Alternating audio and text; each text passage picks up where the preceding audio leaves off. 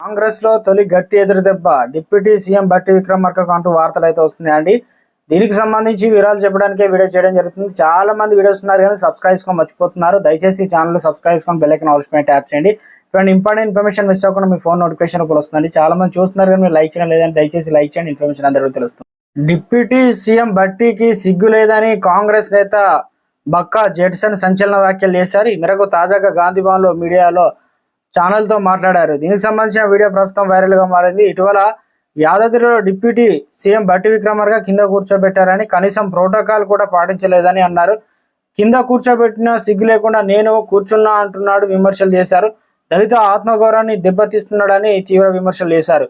బట్టి తమ పార్టీ నాయకుడు కాబట్టి ఊరుకున్నా, లేదంటే అట్రాసిటీ కేసు పెట్టేవాడని చెప్పారు.